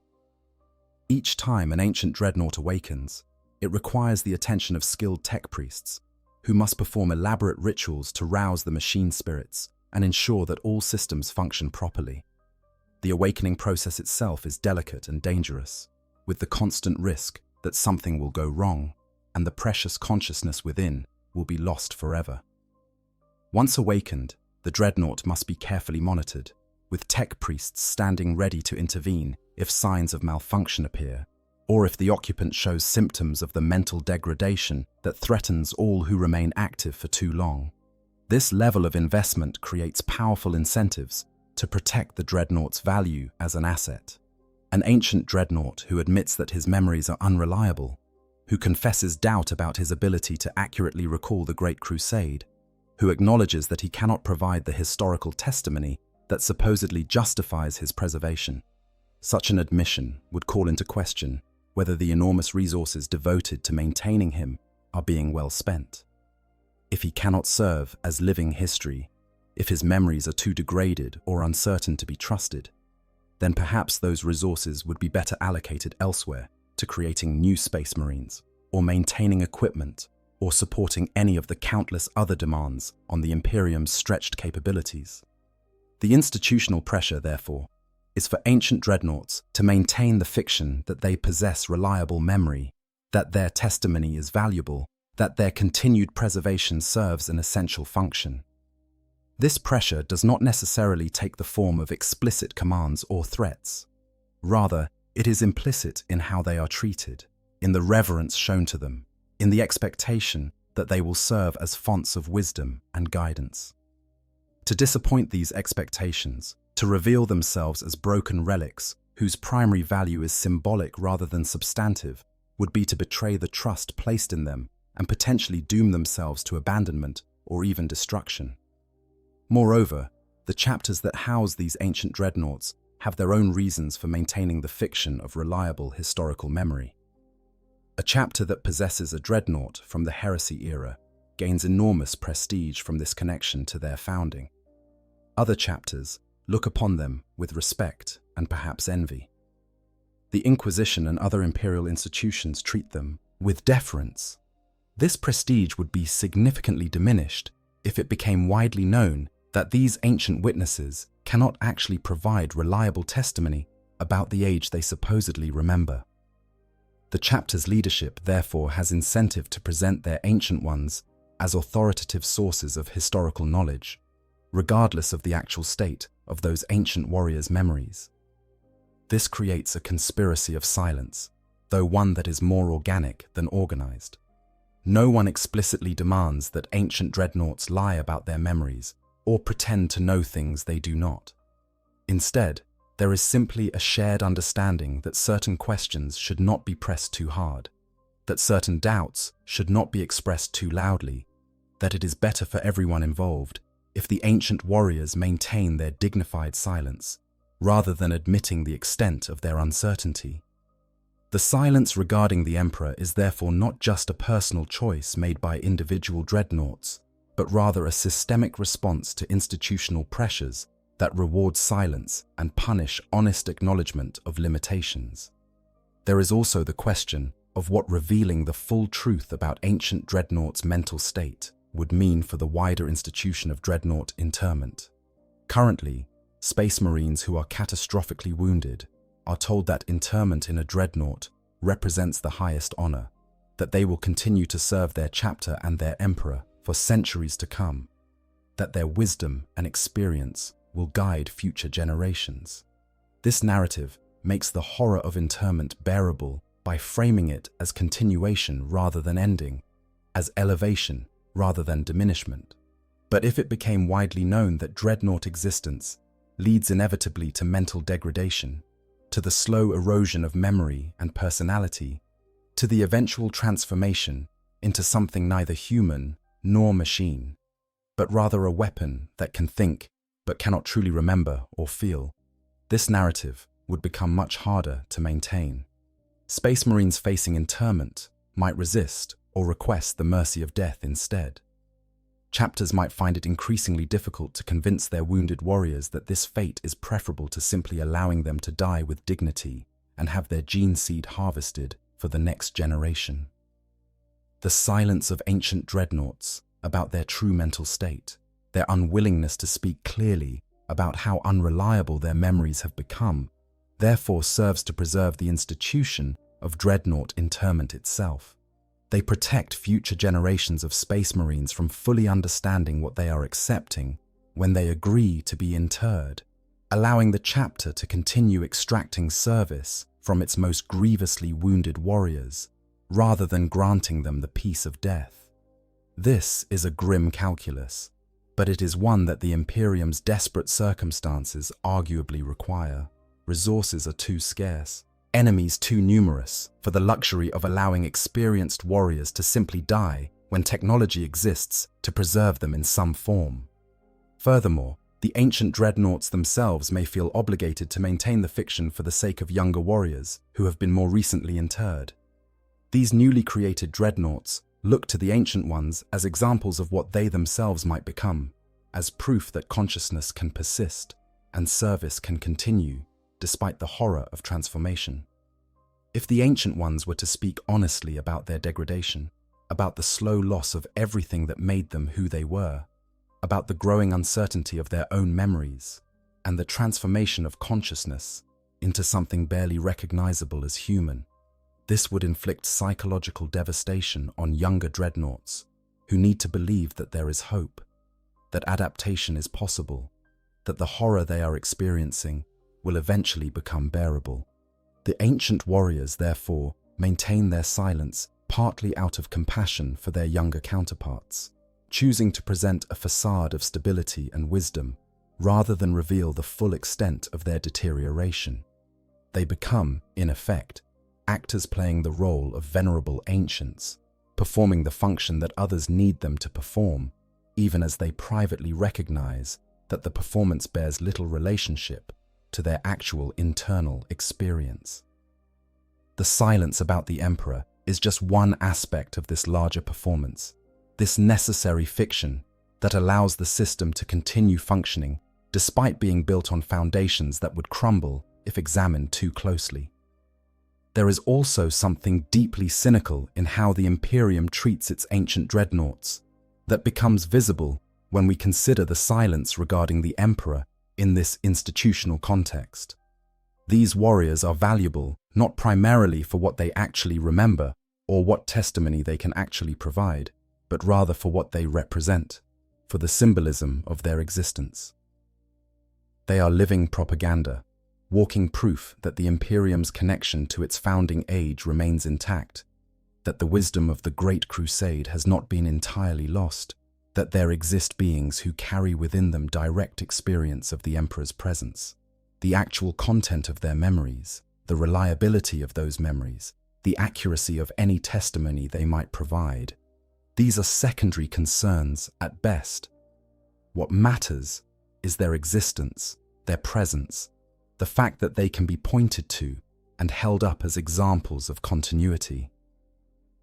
The pressure towards silence regarding specific details about the Emperor is therefore not an unfortunate side effect of their degradation, but rather an essential feature of their institutional function. Vague generalities are more useful than specific details, because generalities cannot be challenged or fact-checked, because they allow each observer to project their own preferred interpretation onto the ancient warrior's words, because they preserve the mystery and majesty that surrounds the Emperor's memory, rather than reducing him to mundane historical specifics. This instrumentalization of ancient dreadnoughts, this treatment of them as symbols to be managed rather than individuals to be respected, represents perhaps the final and most bitter irony of their existence. They sacrificed everything to serve the Emperor and the Imperium, accepting transformation into these mechanical horrors because they believed their service mattered, that their continuation served some essential purpose. Yet the purpose they actually serve has little to do with their genuine capabilities or knowledge, and everything to do with maintaining useful fictions that the Imperium requires to function. They are not really historians or advisors or fonts of wisdom. They are living icons, relics whose value lies in their age rather than their insight, in what they represent rather than what they know. The silence of the ancient dreadnoughts regarding the Emperor is therefore embedded in a larger institutional context that actively produces and reinforces that silence. It is not simply that they cannot or will not speak about him, but rather that the system within which they exist creates powerful incentives for silence and disincentives for honesty. To speak clearly about their failing memories, to admit uncertainty about their perceptions of the Emperor, to acknowledge the extent of their mental degradation, would be to threaten their own continued existence, to undermine the institutional functions they serve, and to potentially destabilize the larger system of dreadnought interment that the Imperium depends upon. So they remain silent or speak only in platitudes, and the system perpetuates itself. The Imperium gets its living links to the past, even if those links are more symbolic than substantive. The chapters get the prestige of housing ancient warriors, even if those warriors can no longer reliably remember what makes them ancient. The newly interred get the hope that their horrifying transformation serves some higher purpose, even if that purpose is more performance than reality. And the ancient warriors themselves get to maintain the dignity of believing that their sacrifice mattered, that their continued existence serves essential functions, even as they privately recognize the growing void where their memories and their humanity used to be.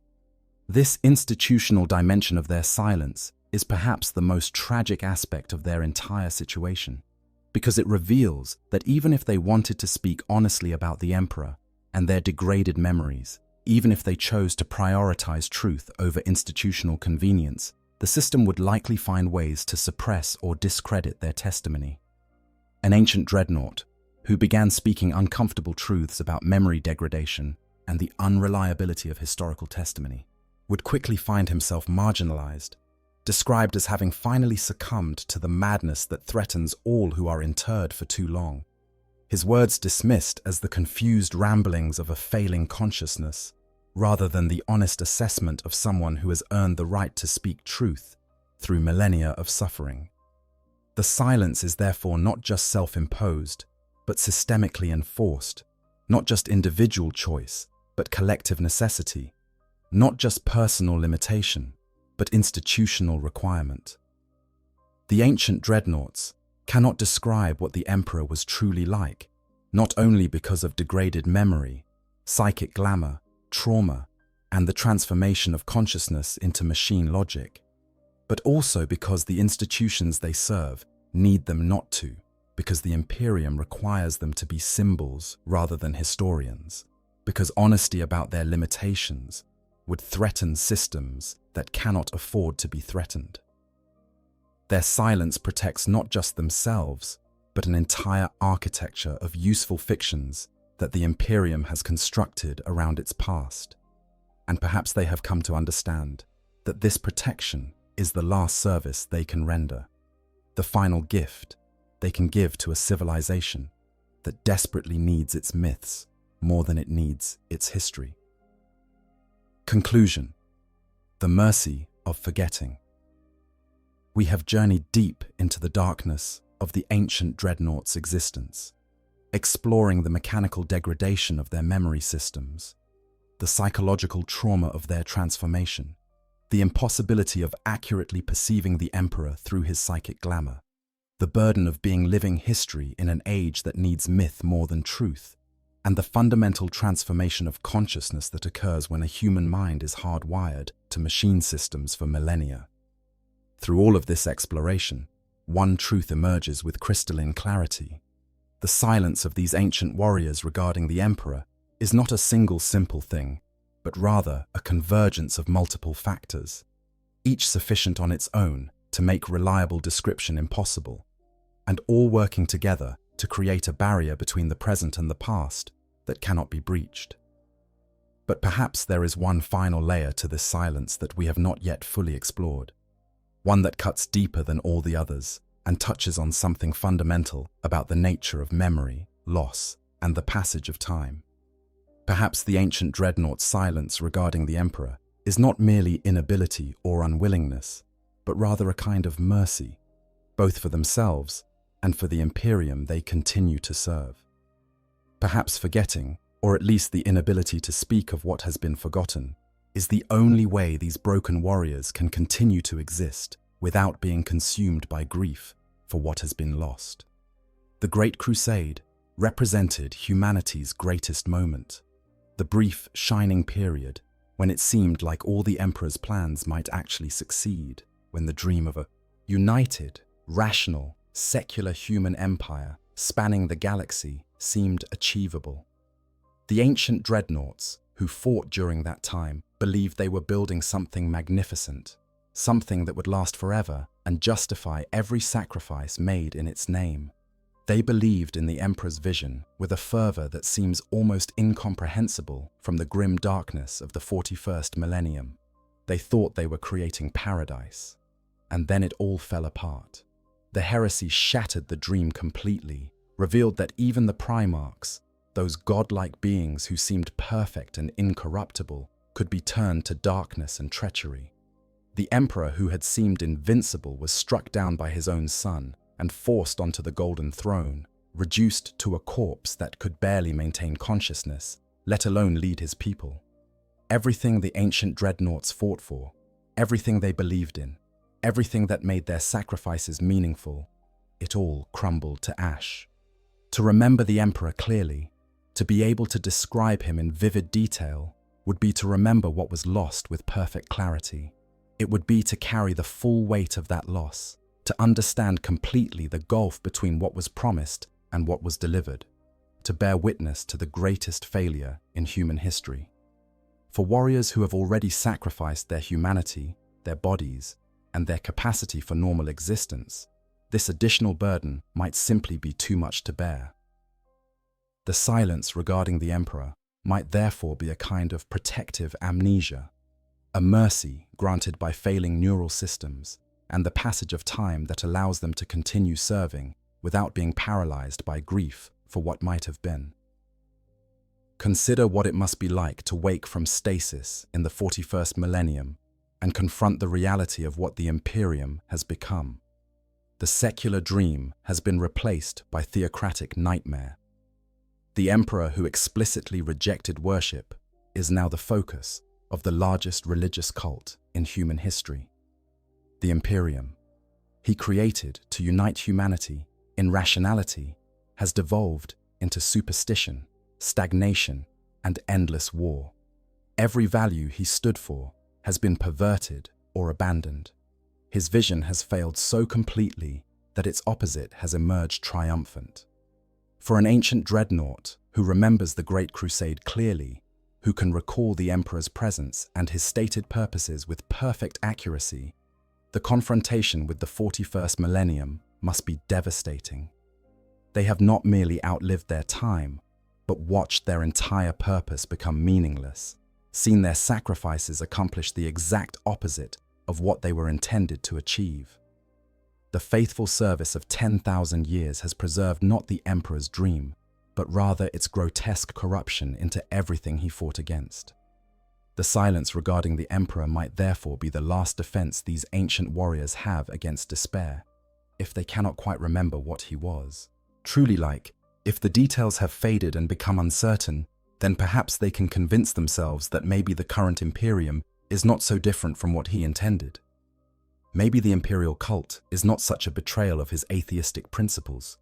Maybe the stagnation and superstition are regrettable but necessary adaptations to change circumstances rather than complete failures of his vision. The uncertainty of memory allows for these small mercies, these subtle self-deceptions that make continued existence bearable.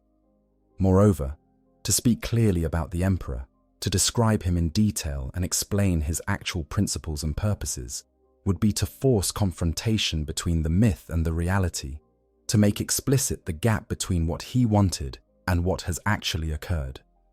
This confrontation would serve no useful purpose and might cause active harm, undermining the faith that sustains the Imperium and exposing the fundamental disconnect between its founding principles and its current practices. The ancient dreadnoughts, through their silence, protect both themselves and the Imperium from this painful reckoning. There is also something to be said for the dignity of not knowing. The Emperor has become a god in the warp, shaped by the faith of countless trillions who worship him despite his rejection of divinity.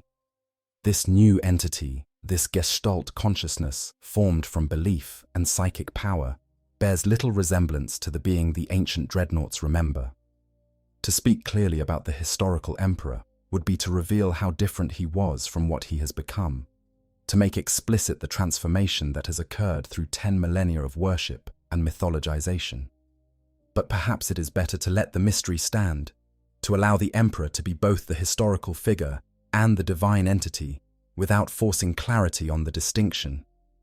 The ancient dreadnought's silence permits this ambiguity, allows the Imperium to maintain both its historical connection to a founder who walked among his people and its religious devotion to a god who watches over them from the golden throne. To speak would be to break this useful synthesis, to force choice between incompatible visions of the Emperor's nature, when maintaining both serves the Imperium's needs better than embracing either one exclusively. In the end, perhaps the greatest kindness these ancient warriors can offer is the gift of doubt. By refusing to provide definitive descriptions of the Emperor, by maintaining silence or speaking only in vague generalities, they leave room for each person to imagine him according to their needs. The faithful can believe he was always divine, that his godhood was merely hidden during the Great Crusade. The cynical can believe he was simply a powerful psyker whose posthumous deification was political convenience. The pragmatic can believe he was something between these extremes, human yet transcendent, mortal yet eternal. The ancient dreadnoughts' silence supports all these interpretations, and others besides, allowing the Emperor to be whatever people need him to be, rather than constraining him to a specific historical reality that might satisfy no one. This is perhaps their final service, the last gift they can give after millennia of sacrifice. They preserve the possibility of hope by refusing to confirm the certainty of despair. They protect the dream by not describing too clearly the dreamer. And so they remain silent, these walking tombs who carry within them the last living memories of an age when the Emperor walked among his people. They will not tell you what he looked like, will not describe his manner or his personality or the particular way he spoke. They will speak of his power, his vision, his impact on history, but never of the man himself. And in that silence, in that final mercy of forgetting or refusing to remember, they offer the Imperium something more valuable than any description could provide. The continued possibility of believing that once, somewhere in the past, there existed something perfect and true and worth fighting for, even if the details of that perfection have been lost to time and trauma and the endless years that separate the present from that golden age that never quite was. The ancient Dreadnoughts are the last witnesses to the Emperor's presence during the Great Crusade. But they are witnesses who have lost the capacity to bear witness, monuments to memory who can no longer trust their own memories, living history who understand that history itself is a fragile construction built from unreliable components. Their silence is not failure, but rather the recognition that some questions have no good answers, that some truths are better left unspoken, and that sometimes the kindest thing we can do for ourselves and others is to admit that we simply do not know, and perhaps were never meant to know. So if you ever find yourself in the presence of an ancient dreadnought, if you ever have the opportunity to ask one of these venerable warriors what the Emperor was truly like, do not be surprised when they offer no answer or speak only in meaningless generalities. Understand that their silence is not evasion or forgetfulness, but rather the final service they can render, the last mercy they can grant, the ultimate expression of wisdom earned through millennia of suffering and reflection. They have given everything in service to the Emperor and his Imperium. The silence they maintain regarding his true nature is perhaps the most valuable gift they have left to give. If you found this deep dive into the grimdark fascinating, please consider subscribing to the channel and hitting that like button. There are countless more mysteries in the Warhammer 40K universe waiting to be explored, and your support helps make these comprehensive explorations possible. Until next time, may the Emperor protect.